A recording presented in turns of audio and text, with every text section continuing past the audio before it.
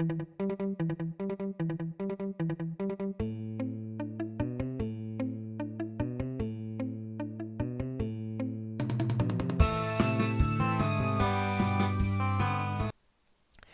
all know that letting go offers us both peace and power.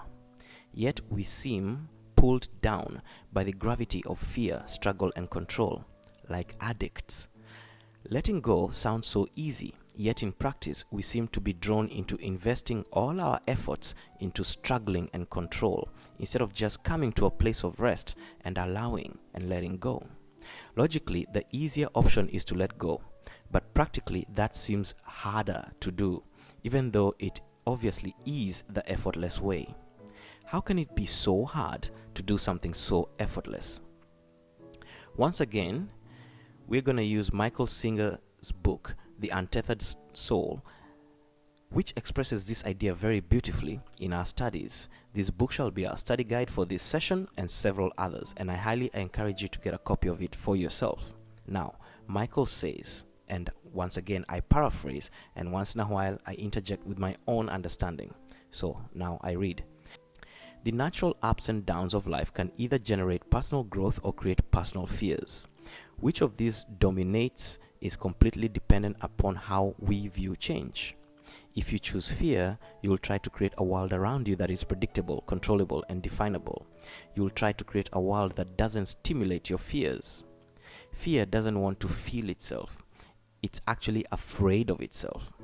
So you utilize the mind in an attempt to manipulate life for the purpose of not feeling fear.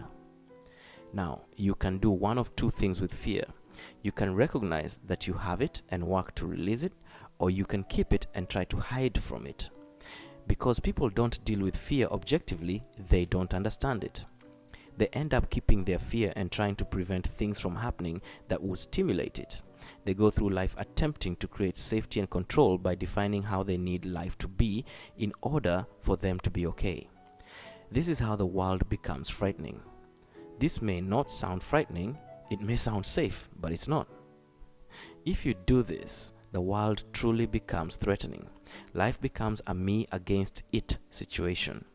When you have fear, insecurity, or weakness inside of you and you attempt to keep it from being stimulated, there will inevitably be events and changes in life that challenge your efforts. Because you resist these changes, you feel that you are struggling with life. That's how it seems threatening.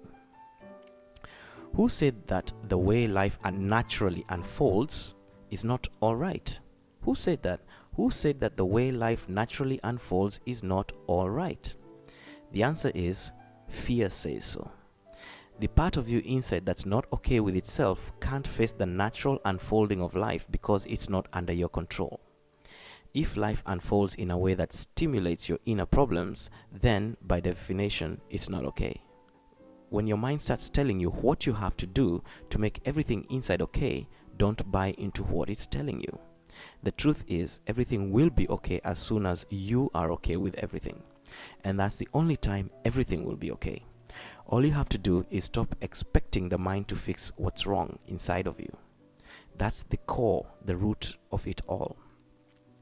Your mind is not the guilty party. In fact, your mind is innocent. The mind is simply a computer, a tool. It can be used to ponder great thoughts, solve scientific problems, and serve humanity. But you, in your lost state, told it to spend its time conjuring up outer solutions for your very personal inner problems. You are the one who is trying to use the analytical mind to protect yourself from the natural unfolding of life. Let it go. Do not fight life. Do not fight it. Do not ever fight your mind, and do not fight life with your mind. Try to clearly see through this error. That internal war is a pointless endeavor. When you see the mind telling you how to fix the world and everyone in it in order to suit yourself, just don't listen. The key is to be quiet. It's not that your mind has to be quiet. You be quiet. You be quiet. Just watch it. Observe it. In any case, when you look outside at the stars in the night, do you see how big that space is? Do you see how vast the night sky is with all those stars so far out there that it takes light billions of years to reach them? Now, consider that what you are seeing is less than 0.0000001% of the entire universe. Yet, that whole interconnected vastness works with splendid harmony, a harmony that reaches all the way down to the atoms that comprise your body. Now, ask yourself a simple question. Who is more likely to run the universe and the events of your life better? Your ego or the unseen spirit that interconnects you and all of life? If your ego cannot even balance the checkbook, why are you listening to it for advice on what life should or should not be? Life creates situations that push you to your edges, all with the effect of removing what is blocked inside of you. That which is blocked and buried within you forms the root of fear.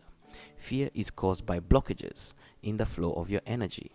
This is the stuff that's keeping you down, not just consciously in ways that you can see, but mostly unconsciously in the ways it creates the circumstances in your life that you didn't even consider were created from something powerful inside of you.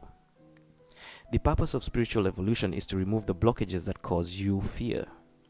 When you meet something that your ego protests against, take that as a gift that was sent to help you see the false beliefs you are holding onto, the beliefs that are making you use your willpower to fight life and to fight yourself. The alternative is to protect your blockages so that you don't have to feel fear. To do this, however, you will have to try to control everything in order to avoid your inner issues. Almost everyone on earth is saying, I will do every single thing I can to keep my stuff. If you say anything that disturbs me, I will defend myself. I'll yell at you and make you take it back. If you cause any disturbance inside of me, I will make you so sorry. In other words, if somebody does something that stimulates fear, you think they did something wrong. You then do everything you can to make sure they never do it again. First, you defend yourself, and then you protect yourself. You do whatever you can to keep from feeling disturbance. If you truly want to grow spiritually, you realize that keeping your stuff is keeping you trapped. Eventually, you'll want out at any cost. You will then realize that life is actually trying to help you.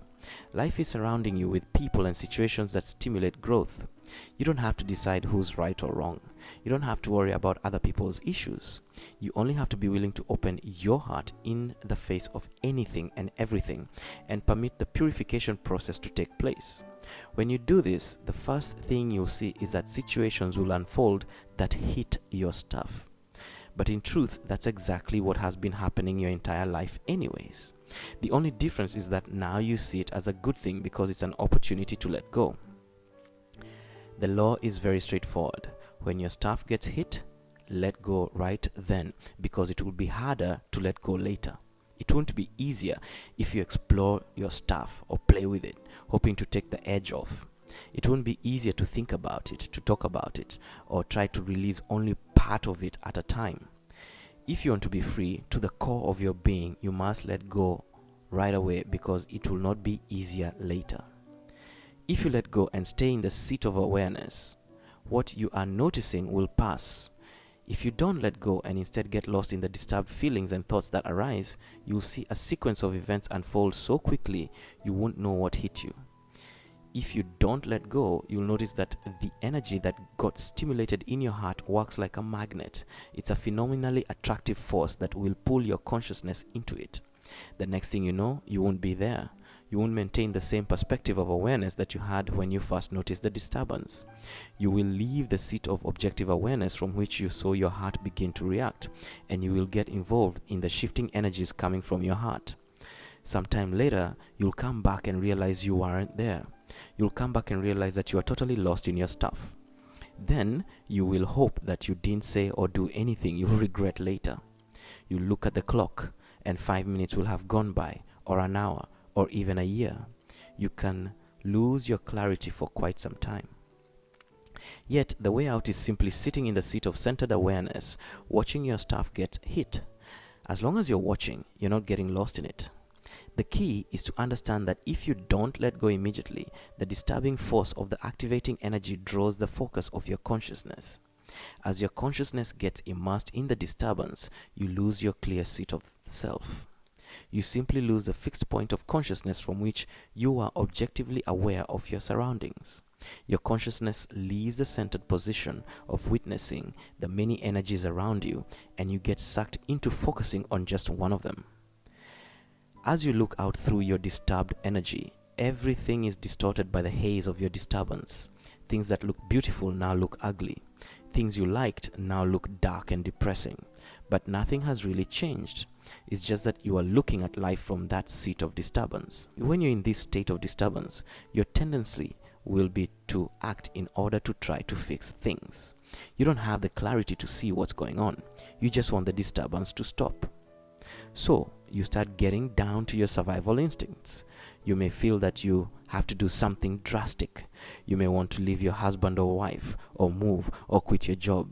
The mind starts saying all kinds of things because it doesn't like this space and it wants to get away from it any way it can. We normally attempt to solve our inner disturbances by protecting ourselves. Real transformation begins when you embrace your problems as agents for growth. What you require is harmony, not immunity. Harmony, not immunity.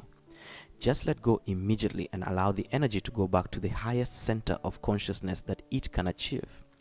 The minute you stop putting your whole heart and soul into the mind as if it were your savior and protector, you will find yourself behind the mind, watching it. And that is the place your awareness was designed to position itself, at the seat of the soul, behind the mind, watching, just watching. Watching its desires, watching its mind, watching its emotions, watching the unfoldment of life, watching its actions, witnessing, not controlling, but witnessing. Yes, it still makes choices, definitely, but those choices are not to try to control, cling, or to resist the flow of the stream of life passing through it.